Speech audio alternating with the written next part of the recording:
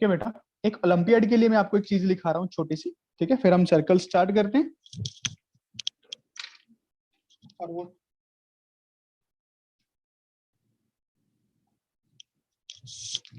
देखिए क्या, अभी आप लोगों ने पहले तो एक ट्राइंगल है ए बी सी, ठीक है बच्चों। Sum of the sides of a triangle A B plus B C plus C A is always greater than the sum of medians, जो ये मीडियंस हम ड्रॉ करते हैं।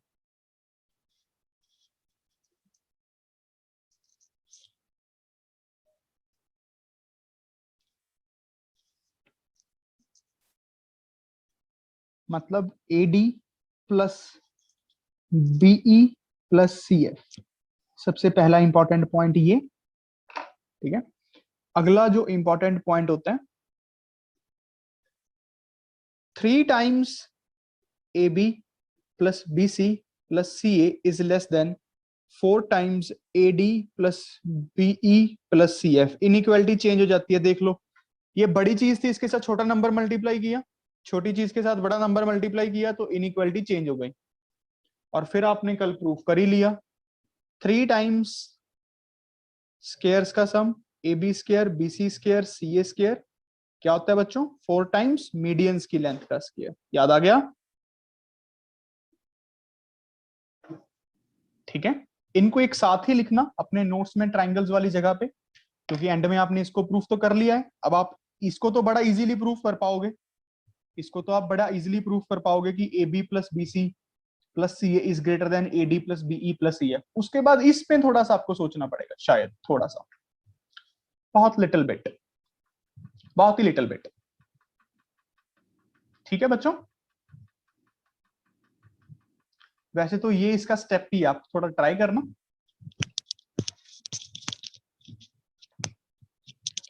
क्या क्लियर है सबको? आगे बढ़े हम? ठीक, अच्छा। और मैं आपको, चलो कोई बात नहीं, अभी तो सिंपल ही है काम, फिर भी एनटीएससी लेवल तक का तो ऊपर हो ही गया। अब हम सर्कल्स को शुरू करते हैं, सर्कल्स को, सर्कल्स। जो 9th का सर्कल्स है ना, 9th का सर्कल वही सबसे इंपॉर्टेंट चैप्टर है, मोस्ट इंपॉर्टेंट टॉपिक तो सर्कल्स वही है। यहाँ पे तो बहुत छोटा सा सर्कल है, बहुत ही थोड़ा सर्कल है ना। देखो, हमें ये तो पता ही है कि सर्कल क्या होता है, सर्कल तो पता ही है क्या होता है। अच्छा, ये पता है रेडियस ऑफ सर्कल क्या होता है ना। सारी चीजें क्लियर हैं अच्छे से। आप लोगों को पता है आर्क क्या होती है सर्कल की, जैसे सर्कल के सरकमफ्रेंस के ऊपर कोई 2 पॉइंट्स ले लूं, तो सर्कल की ये वाली आर्क ए टू बी, और अगर सिंपल ए बी लिखा हो तो वो कोड बन जाती है सर्कल की, कोड। ये कोड है, ये आर्क है ना। फिर आपको सेगमेंट पता है क्या होता है, माइनर सेगमेंट मेजर सेगमेंट। कोड सर्कल को 2 पार्ट्स में डिवाइड करती है, कोड। अच्छा, सेक्टर आपको पता है क्या होता है, ये वाला, जब इन 2 पॉइंट्स को सेंटर से ज्वाइन करते हैं। आप सबको क्लियर ही है ये सेक्टर, ये टर्मिनोलॉजी तो सबको क्लियर है बच्चों? Anyone wants to ask anything please? Cyclic quadrilateral के ऑपोजिट एंगल्स का sum 180, equal chords make equal angle at centre, equal chords are equidistant at centre, जो कोड सेंटर के नजदीक होगी वो ज्यादा बड़ी लेंथ की होगी, है ना। बेसिक बेसिक बातें। अगर ये कोड यहाँ पे एंगल थीटा बना रही है तो आगे जाके कितना बनाएगी सरकमफ्रेंस के ऊपर, थीटा बाय 2। ऐसी चीजें क्लियर हैं सबको? लास्ट टेस्ट में मैंने आपको इसलिए रखवाया था वो, ताकि आप लोग रिवाइज करो घर पे। क्लियर है बच्चों ये वाली बातें? अब देखो, जो अभी हमें 10th में सर्कल्स करना है, बहुत छोटा पार्ट है, बहुत ही छोटा। Comparison of a circle with a line, लिखो टॉपिक है जो हमारा, comparison of a circle with a line, line के साथ सर्कल का कंपैरिजन। देखो, करें स्टार्ट।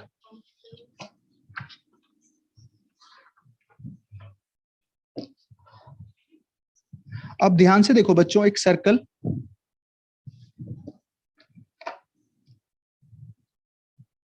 एक तो ये केस पॉसिबल है,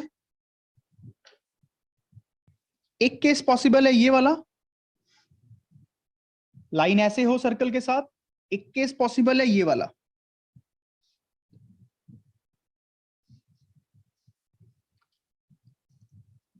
लाइन टचेस द सर्कल,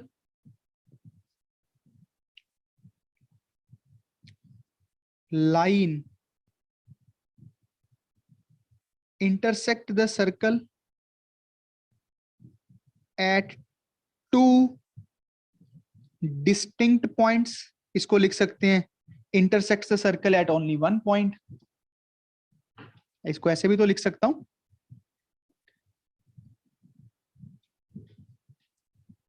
इसको क्या लिख सकते हैं, doesn't intersect the circle।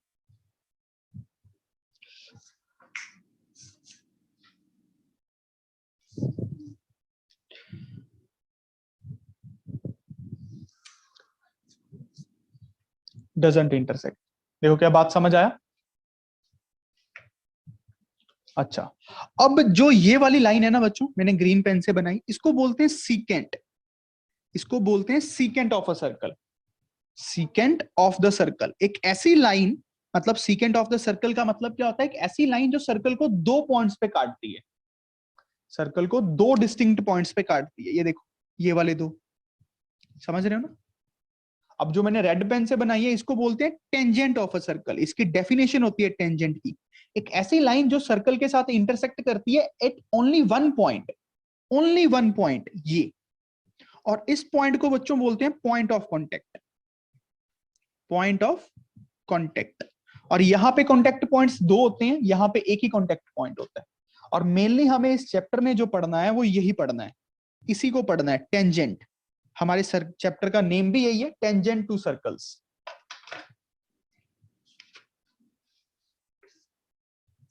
देखो क्या बात समझ आई। इस लाइन का कोई मतलब नहीं बनता ना, तो हम इसको पढ़ते हैं। देखो +1 +2 में आप इसको भी पढ़ोगे, सीकेंट को, ये पॉइंट्स निकालना सीखोगे ज्योमेट्री में, कोऑर्डिनेट ज्योमेट्री में मैं भी आपको सिखाऊंगा। इसको हम अभी पढ़ेंगे, जो अभी हम 10th तक की ज्योमेट्री पढ़ते हैं वो सिर्फ ज्योमेट्री होती है। +1 में ज्योमेट्री खत्म हो जाती है, कोऑर्डिनेट ज्योमेट्री शुरू हो जाती है। कोऑर्डिनेट ज्योमेट्री होती है ज्योमेट्री प्लस अलजेब्रा, बात समझ रहे हो, है तो वो ज्योमेट्री ही 10th वाली, बस अलजेब्रा साथ में आ जाता है। कोऑर्डिनेट सिस्टम में चलता है सारा कुछ, सेक्शन फार्मूला सर्कल्स में आ जाता है, समझ रहे हो ना, छोटी छोटी बातें। तो इस बेसिक्स को बहुत अच्छे से समझ लो, यही बेस बनेगा आपका। तो ये हो गई टेंजेंट, ये हो गई सीकेंट। सीकेंट एक ऐसी लाइन जो सर्कल को दो पॉइंट्स पे काटे, टेंजेंट एक ऐसी लाइन जो सर्कल को प्यार से छू के जाए, और इस छूने वाला पॉइंट है जो ये दोनों का कॉमन पॉइंट है, इसको बोलते हैं पॉइंट ऑफ कॉन्टेक्ट। इस लाइन का कोई नाम नहीं है, मतलब इसको तो ना हम पढ़ते हैं, इसका तो कोई मतलब ही नहीं बनता, बहुत सी लाइंस ऐसी होंगी यार, है ना, कोई मतलब नहीं है इसका, ना तो ये सीकेंट है, ना ये टेंजेंट है, ना ही इसका कुछ नाम है। अच्छा ठीक है बच्चों, सबसे पहला अब important point, a tangent to a circle is perpendicular to the radius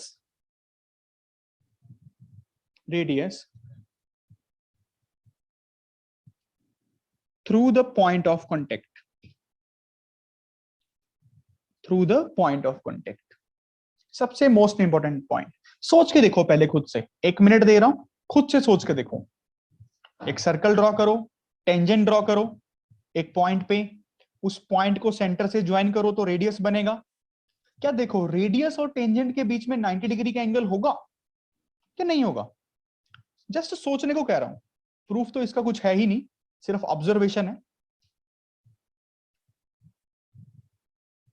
practically थोड़ा फील करके देखो। अरे पाहुल ने तो कर लिया,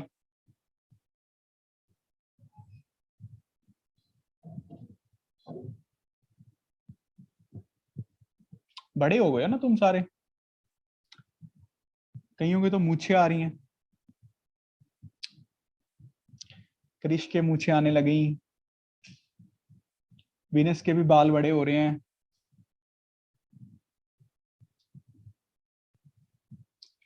सारे बड़े हो गए। भव्यांशी भी शायद बड़ी हो गई। भव्यांशी वीडियो ऑन करो।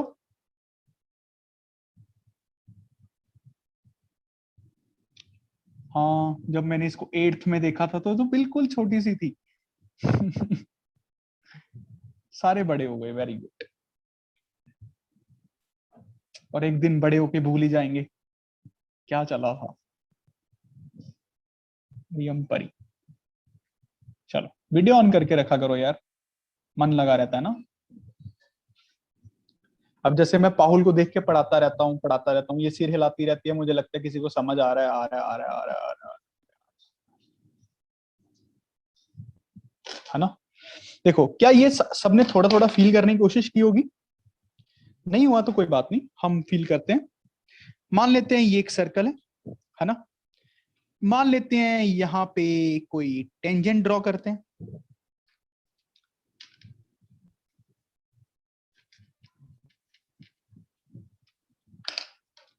अब मैं रेड पेन से कर देता हूं। ये एक लाइन ड्रॉ की, ये है point of contact and this is the centre ओ।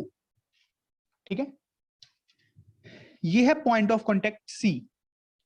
सोच के देखो, जब मैं इनको ज्वाइन करता हूं, ठीक है, ये पूरी पूरी चीज रेडियस के इक्वल है, ये पूरी लेंथ ओसी। ओसी तो आर है ना बच्चों। अब एक मूविंग पॉइंट लेते हैं जो लाइन के ऊपर मूव कर रहा है, ओ A dash. A dash, O A dash देखो, ओ A dash, O A dash क्या है? आर प्लस समथिंग, ये वाली चीज समथिंग है, ये वाली लेंथ। क्या समझ पा रहे हो बेटा? R plus something. क्या इस बात को समझ पाए कि ये चीज आर प्लस समथिंग है? अच्छा, अब जो मैं ए डैश पॉइंट को इस तरफ को मूव करवाऊंगा, सी के नजदीक लेके आऊंगा, सोच के देखो, एक पॉइंट पे ए डैश पॉइंट यहां पे, एक टाइम ऐसा आया जब ए डैश पॉइंट यहां पे, तो पोजीशन क्या बन रही है? R plus something. अभी भी तो वो क्या है, ये इसकी फर्स्ट पोजीशन थी, ये इसकी सेकंड पोजीशन थी। आर प्लस समथिंग, समथिंग कम हो गया ना, समथिंग गोज ऑन डिक्रीजिंग। ये बात समझ रहे हो? समथिंग कम हो गया, दिख रहा है बच्चों?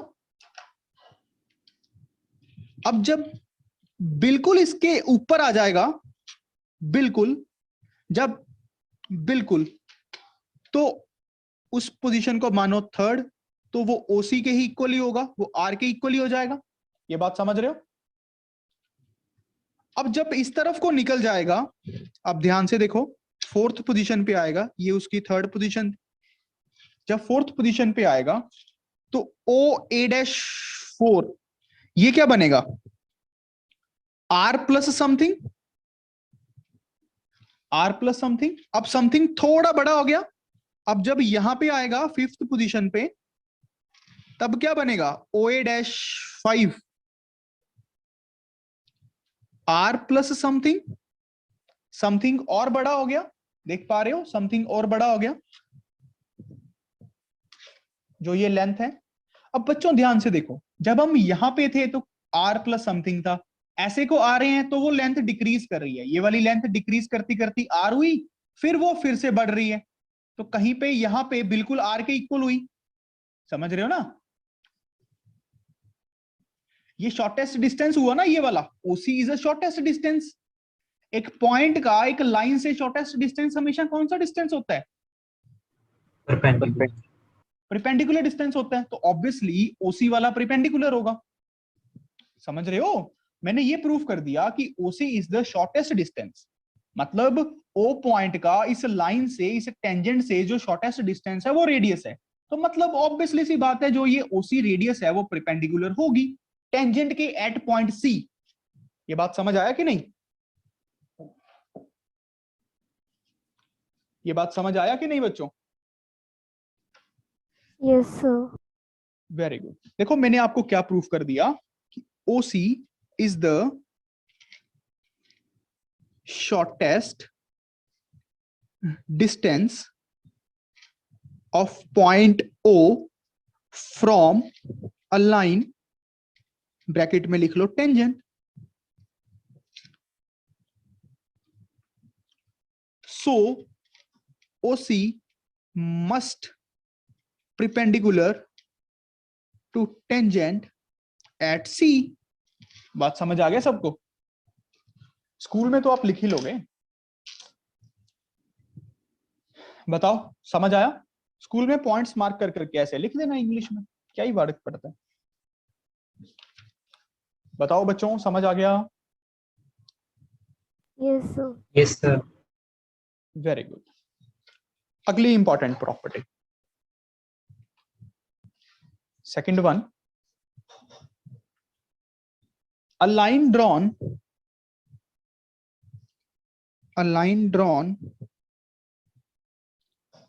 through the endpoint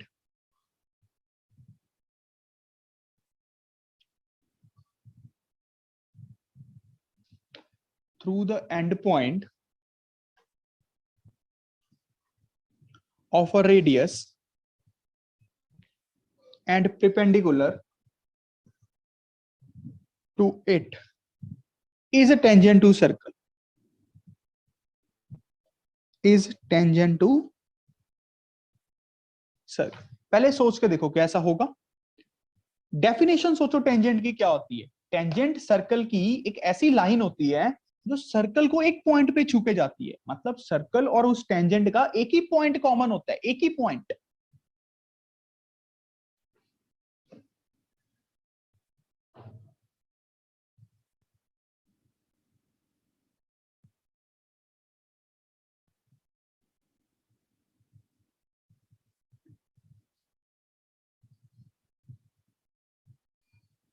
आपको सिर्फ सोच के देखो, सोच के देखो।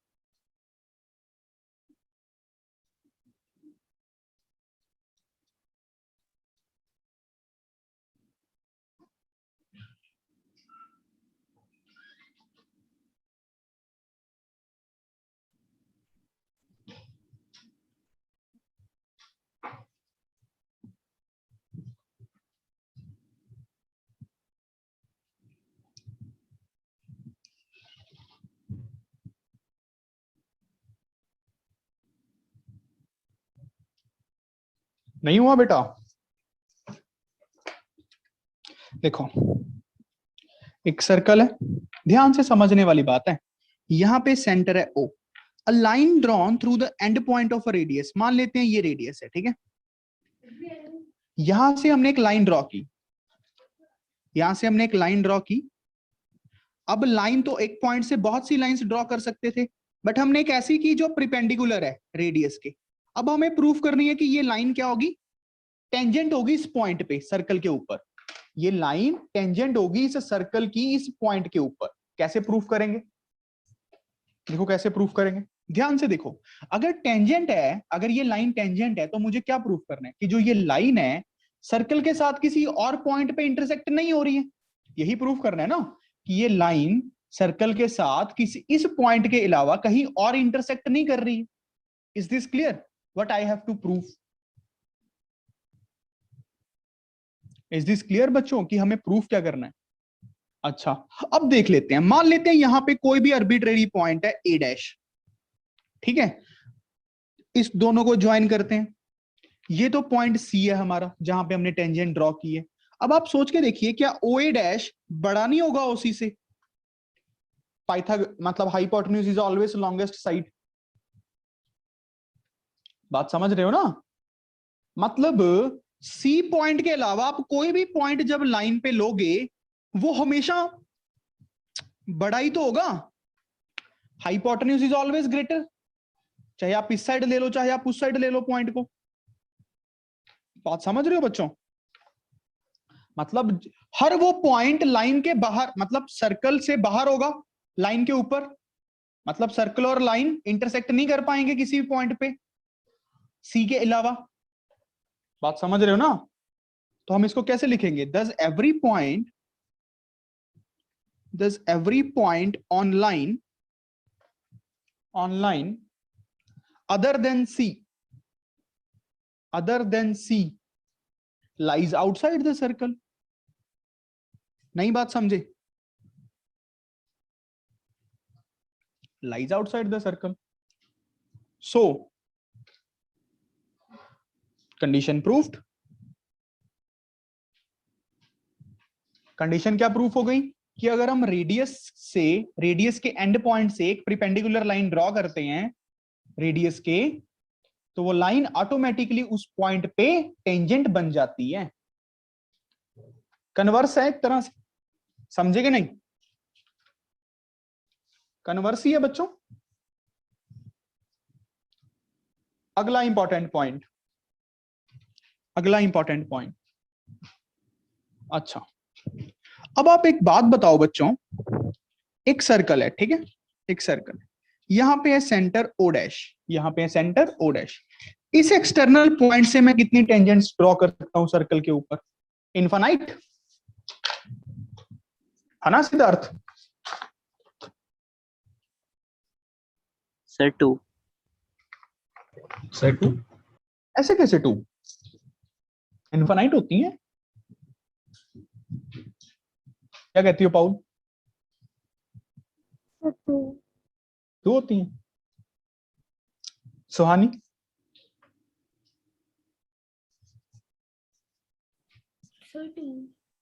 2। भैया तो कह रहे हैं इनफाइनाइट आपके।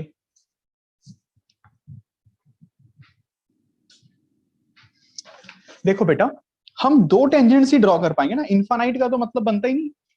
अगर ये लाइन टेंजेंट हो गई, ये लाइन, तो इसके बाद वाली कोई नहीं हो सकती, इसके इधर वाली सीकेंड्स बन जाएंगी। समझ रहे हो ना? एक लिमिट पुट हो गई यहां पे। अच्छा, ऐसे ही है कि इसे डायरेक्शन में कर लोगे ज्यादा से ज्यादा, बस, और तो कोई बनती नहीं है। तो एक्सटर्नल पॉइंट से जब पॉइंट सर्कल के बाहर है तो कितनी टेंजेंट्स ड्रॉ कर सकते हैं सिद्धार्थ जी? सर 2। वेरी गुड, याद रखना इस बात को। और मैं तो कहूंगा याद से भी अच्छा समझ लेना। और जो ये 2 पॉइंट्स हैं इनको क्या बोलते हैं बच्चों? ये जो मैं ए और बी माने, ए और B points, point of contact. Contact points बोल दो ना, contact points.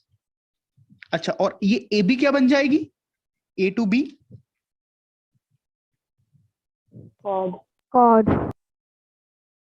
Cord of contact.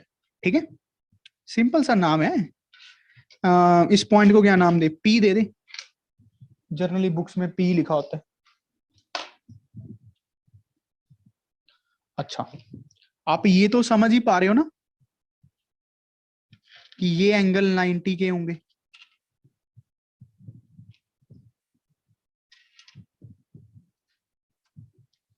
समझ रहे हो? रेडियस, ठीक है बच्चों? ड्राइंग समझ आ गई सबको? डन डन डन डन, पक्की बात है, अच्छे से समझ आ गया ये। अब क्वेश्चन लिखो। क्वेश्चन क्या है? देखो आपको क्या क्या टू प्रूफ करना है। देखो आपको क्या क्या टू प्रूफ करना है। इंपॉर्टेंट पॉइंट्स क्या हैं अब, जो आपको याद भी करने और प्रूफ भी करने हैं 1 by 1। ठीक है, PA is equals to PB means जो ये एक्सटर्नल पॉइंट से टेंजेंट्स हम ड्रॉ करते हैं, 2 टेंजेंट्स, ये इक्वल लेंथ की होती हैं। इनको यहां पे लिख भी लो, length of tangents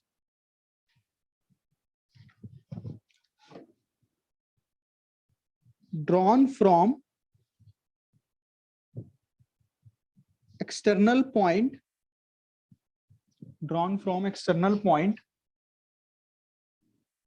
to circle are equal.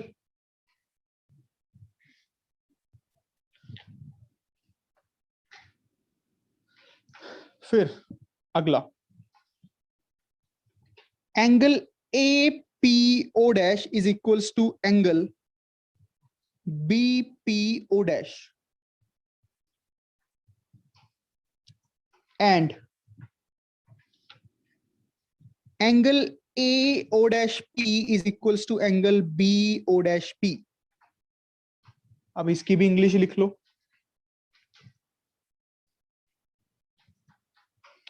They are equally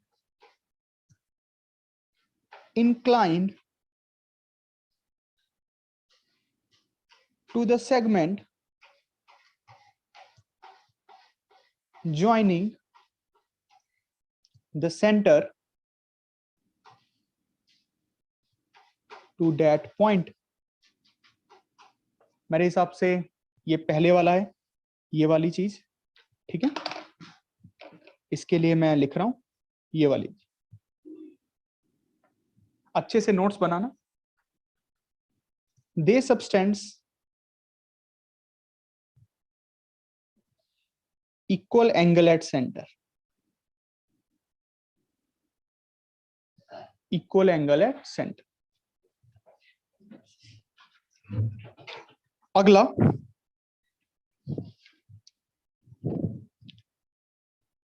PO dash is the perpendicular bisector of AB. ठीक है. अगला if AB is equals to 2 times small a and O dash A is equals to R is equals to O dash B, that is radius of circle, then क्या किसी को याद है मैंने क्या करवाया था फॉर्मूला? राहुल?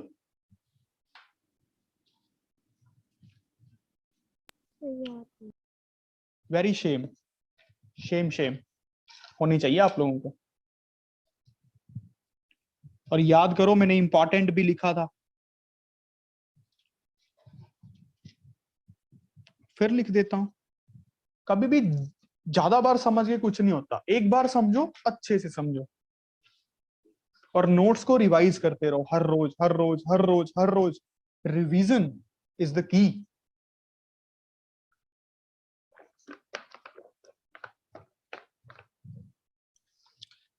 बेटा चारों पॉइंट्स प्रूफ करो, और उसमें ये सबसे इंपॉर्टेंट है.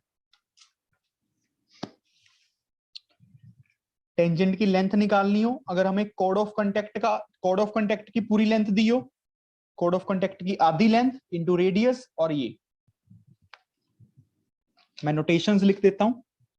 ये ए हो गया हाफ लेंथ,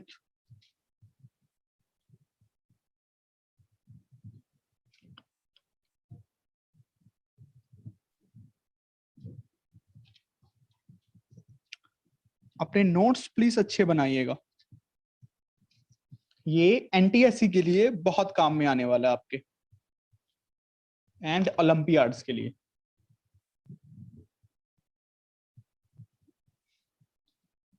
बहुत काम में आएगा.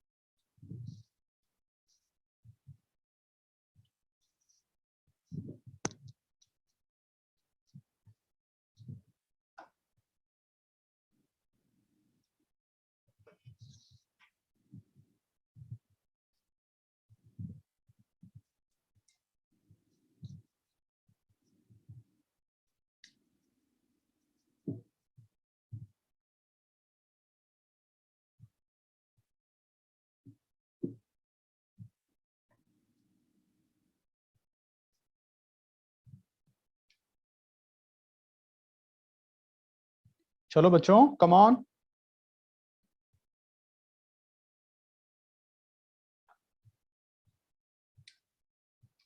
सिंपल कॉन्ग्रुएंसी लगानी है।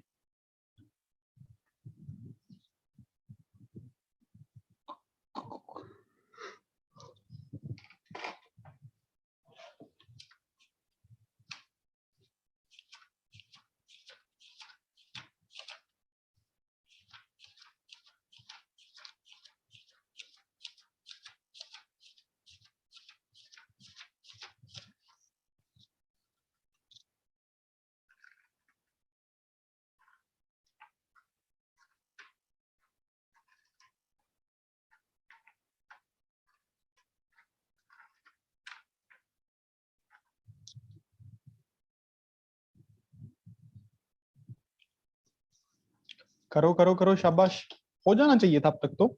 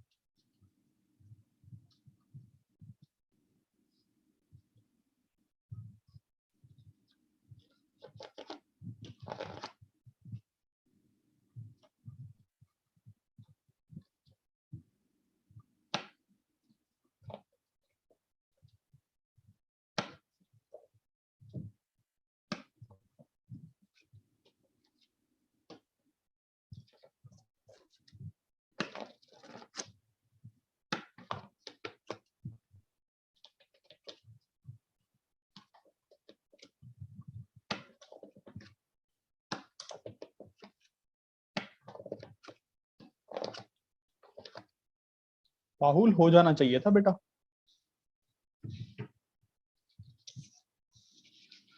चलो भाई, देखो मैं करता हूं, ध्यान से देखेंगे अब सारे। Leave the things now. इन दोनों को ज्वाइन करें। पी और ओ डैश को तो ज्वाइन करना ही था। अभी ए बी को भूल जाओ। क्या ये देख पा रहे हो कि पी ए ओ डैश और P B O dash congruent है? हाइपोटेन्यूज हाइपोटेन्यूज के इक्वल, समझ रहे हो? एनी अनदर साइड के equal, radius radius. So two triangles are congruent. P A O dash is congruent to P B O dash. क्या ये समझ नहीं आया था? कितनी बड़ी बात थी यार, बताओ। नहीं राहुल? सर ये तो प्रूव हो गया था, फॉर्मूला कर रही थी। यहां से क्या प्रूफ हो गया कि पी ए किसके इक्वल? पीबी के इक्वल। तो ये वाली बात प्रूफ हो गई। उसके बाद ध्यान से देखो, इसका एंगल ए, इसका एंगल बी, वो तो 90 चलो है ही। इसका एंगल पी और इसका एंगल पी, मतलब ये वाले दो एंगल्स, इसका ये θ1 है, इसका ये θ2 है, तो θ1 θ2 के इक्वल प्रूफ हो गया। मतलब they are equally inclined to the segment. इस सेगमेंट के इक्वली इंक्लाइंड है, मतलब ये भी एंगल थीटा, ये भी एंगल थीटा। और ये सेगमेंट कौन सा है? पॉइंट को सेंटर से जोड़ने वाला segment, centre and date point. ये प्रूफ हो गया। ये वाला ध्यान से देखो, इसका एंगल ओ डैश और इसका एंगल ओ डैश, इसके एंगल ओ डैश का मतलब ये पी ए ओ डैश, इसके एंगल का मतलब पी बी ओ डैश, मतलब ये वाला पी ओ डैश बी, ये वाला, ये इक्वल है। ये भी θ3, ये भी θ3, दे आर, दे सब। अब देखो बच्चों, ये भी प्रूफ हो गया बड़े इजीली। अब हमें प्रूफ करना है P O dash is the perpendicular bisector of A B. मतलब जो ये लाइन है पीओ डैश, ये क्या कर रही है? ए बी को आधे आधे में बांट रही है। भाई ये ए बी को आधे आधे में बांट ही रही है, कैसे?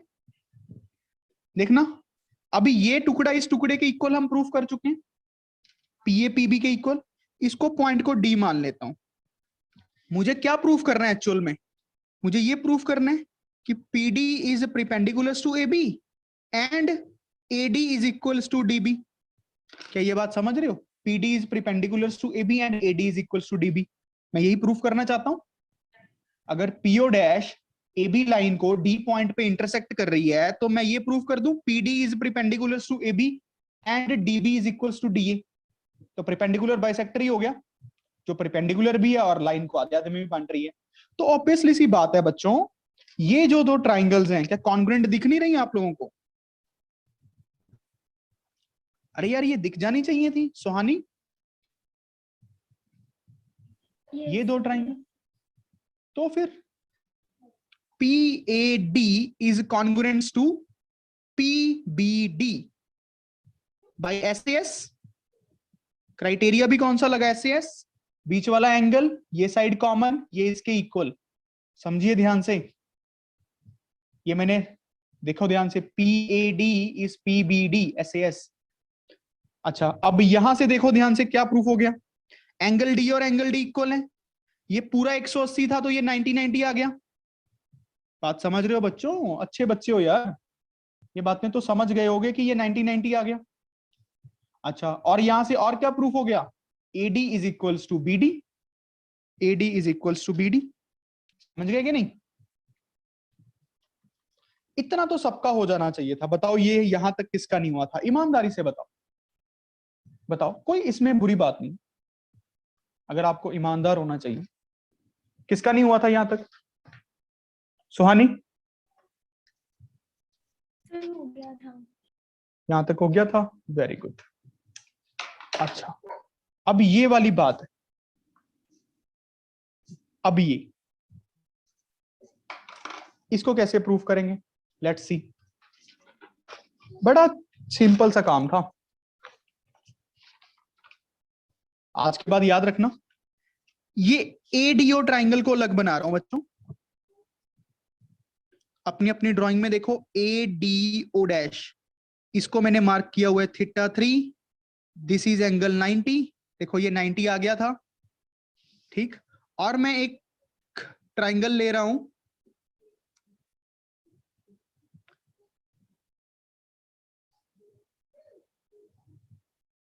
PAO dash, PAO dash, this is θ3, this is 90। क्या दिख गया? दो ट्राइंगल्स अलग से दिख गई सबको। मार्किंग भी समझ आ गई होगी अगर आपने अलग अलग बना ली है बच्चों। क्या ट्राइंगल सिमिलर दिख रही हैं? क्या ट्राइंगल सिमिलर दिख रही हैं? Angle angle similarity, ADO dash is similar to, D के साथ ए को फिक्स करना पड़ेगा, ओ डैश के साथ ओ डैश को, बच गया P। क्या ये बन गया? ध्यान से देखिए, ADO dash is similar to PAO dash हो गया।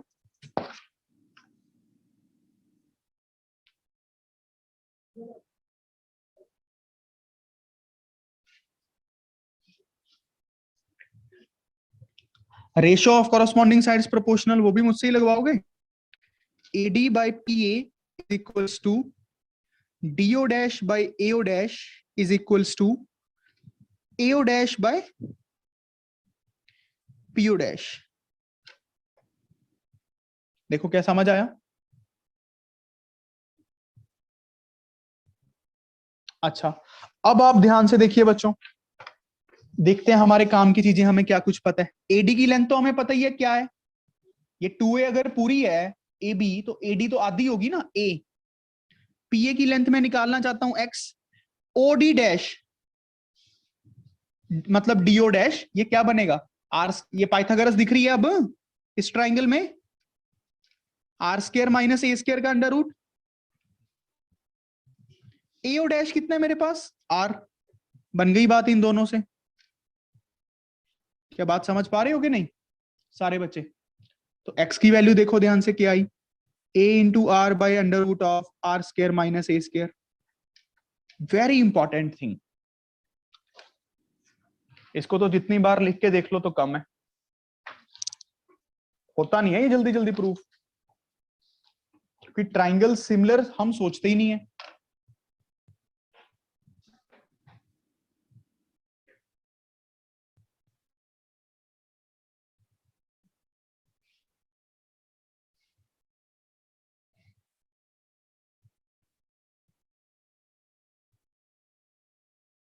देखो सबको बेटा समझ आ गया अच्छे से? Yes sir.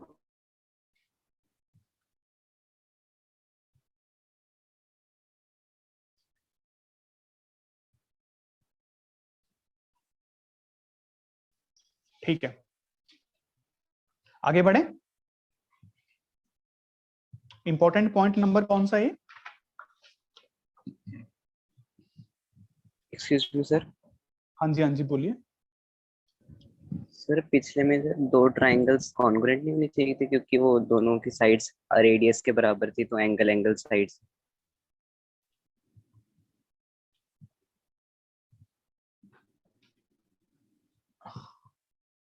नहीं यार, 2 मिनट देखने दे। कॉन्ग्रुएंट तो हो ही नहीं पाएंगी ये कभी भी। एक तो मैंने ये ट्राइंगल उठाई और एक मैंने ये उठाई, ये ए इक्वल नहीं है ना बेटा, ये एंगल, समझ रहे? और बीच वाली साइड इक्वल नहीं है ना दोनों की। ओके बेटा सर। देख गया तू? सही बात पूछी थी तूने वैसे तो, पर थोड़ा सा मार खा गया, कोई बात नहीं। ठीक है, समझ गया ना? Yes sir. और तू आंखें खोल ले अपनी, नहीं इस बार तेरी मैंने केचड़ी सी दबा देनी है, अगर ओलंपियड ना हुआ। तू समझ रहे ना हीरो? परमुटेशन कॉम्बिनेशन की क्लास लगा लिया कर, तू कभी लगाता नहीं है। ये क्रिश भी तो लगाता ही है यार। तू सोता है क्या संडे को सारा दिन? No sir. तो फिर क्लास लगाने में शर्म?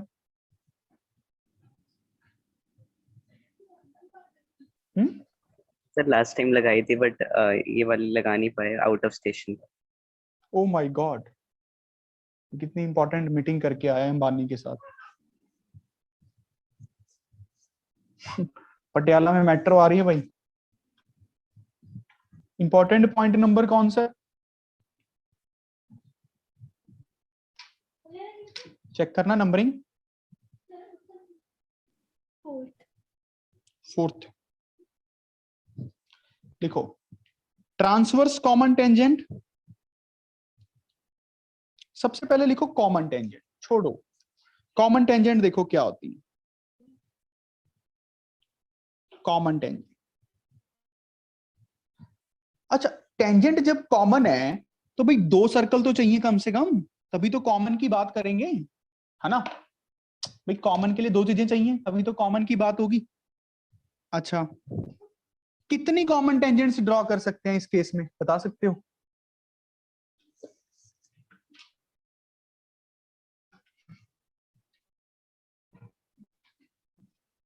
So 4. अच्छा, और कोई बता सकता है?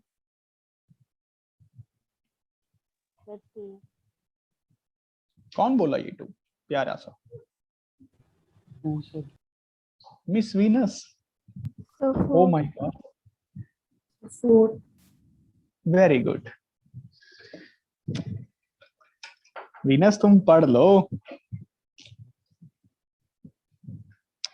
एक टेंजेंट ये है ना, एक टेंजेंट ऐसे,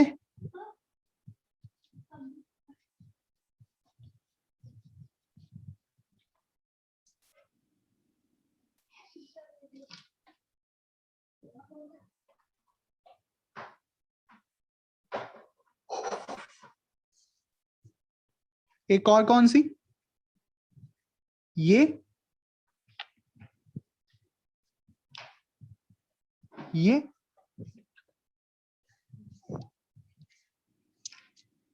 कितनी हो गई बच्चों? 4. 4 हो गई। समझ रहे हो ना? बहुत इंपॉर्टेंट है ये बात, just be serious for this, be serious. तो जो ये कॉमन टेंजेंट्स होती हैं, ये 2 तरह की होती हैं। एक होती है डायरेक्ट कॉमन टेंजेंट, इस केस में इसको बोलते हैं डीसीटी। एक होती है indirect common tangent, indirect common tangent, इसको बोलते हैं आई डीसीटी। मैं ही बोलता हूं, मतलब बुक तो नहीं बोली बोलती। डीसीटी और आईडीसीटी, समझ रहे हो?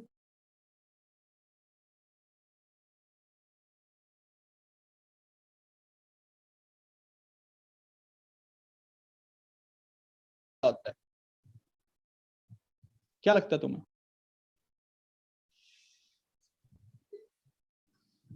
क्या कहती हो पाउल?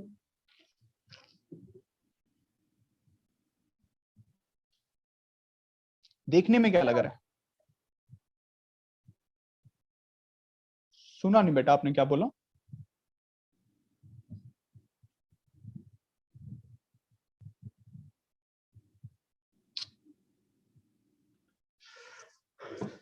अच्छा, आप ध्यान से देखिए, ठीक है। मान लेते हैं ये दो सर्कल, मान लेते हैं ये दो सर्कल्स, इसका एक का सेंटर है O, एक का सेंटर है O dash. Line joining the centre, दोनों सेंटर्स के बीच का डिस्टेंस है D। दो सर्कल्स के बीच का डिस्टेंस मतलब उनके सेंटर्स के बीच का डिस्टेंस, समझ रहे हो ना? दो सर्कल्स के बीच का डिस्टेंस को हम कैसे डिफाइन करते हैं? उनके सेंटर्स के बीच का डिस्टेंस। और मैं निकाल के देखता हूं direct common tangent.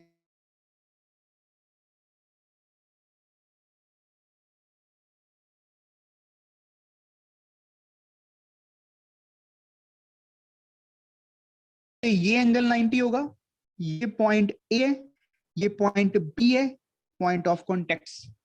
Please drawing बना लीजिए। और सबको ये दिख गया होगा कि O A is parallels to O dash B.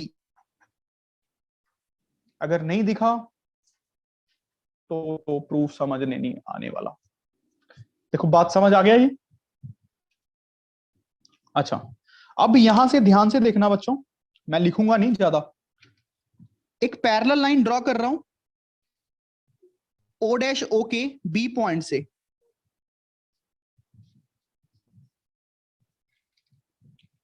जो इसको सी पॉइंट पे कट कर रही है। मतलब B C is parallels to O dash O. ये मैंने कंस्ट्रक्शन की है। देखो क्या दिख गई सबको?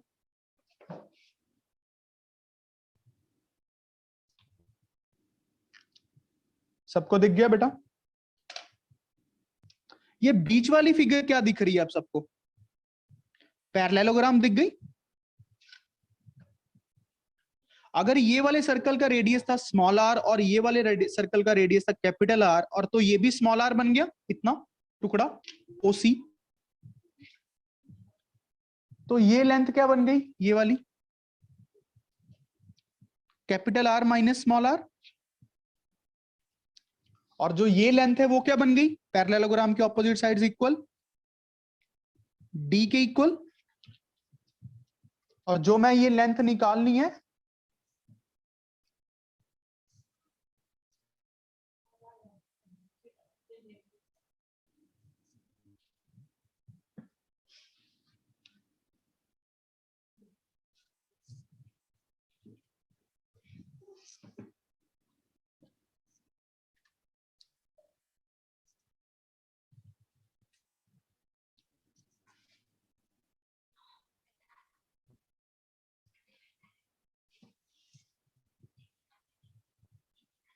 चलो बच्चों निकालो अब तो। एक्स कितना आ गया गधों? पाइथागोरस ही लगानी थी।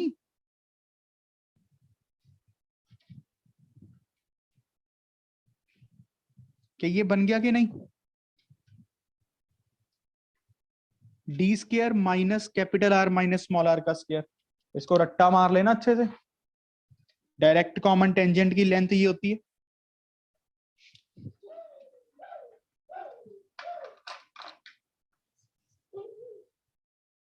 समझ आ गया? देखो सबको अच्छी चीज, अगर आप ज्योमेट्री को बड़े ब्रीक से देखो, बहुत ज्योमेट्री लगी है, सिंपल सी ज्योमेट्री, और कोई ज्यादा बड़ी भी नहीं। एक राइट एंगल ट्रायंगल बनाई,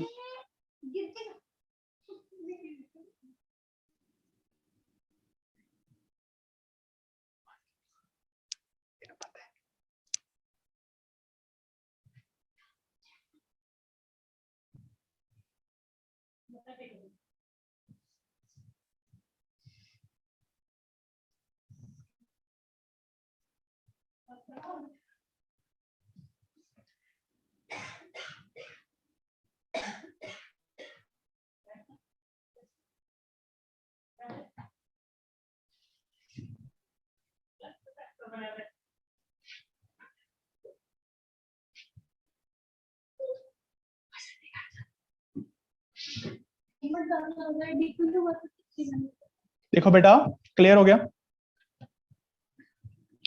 ठीक। अच्छा, अब होमवर्क के लिए लिखो, आपको आईडीसीटी निकालना है अभी यहां पे बैठ के ही, मुझे फिर मैसेज भी करना है। चलो अगर अभी क्लास है तो क्लास के बाद निकाल लेना, ठीक है?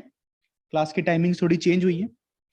वो है D square minus capital R plus small R का स्क्वायर, आईडीसीटी। और फिर आपको ये जजमेंट लगानी है कि कौन सी चीज बड़ी होगी कौन सी छोटी होगी। इतना काम तो कर लोगे? ये आपको आईडीसीटी प्रूफ करना है। और प्लस में स्वीट होमवर्क क्या दें? कल क्लास है कि नहीं? चेक करना है यार एक बार। कल है 50 क्वेश्चन सर्कल्स के, कर लोगे? थोड़ा ही काम है, कर सकते हो। आरडी मशीन क्या कहती हो वीनस? बिना होमवर्क के मत आना, ठीक है? और जो मैंने नोट्स करवाए हैं उनको कम से कम 3-4 बार पढ़ना बेटा, कम से कम 3-4 बार, कम से कम 3-4 बार। So that's all for the day. Have a good day. God bless you all. Thank you, sir. Thank you. Thank you, sir.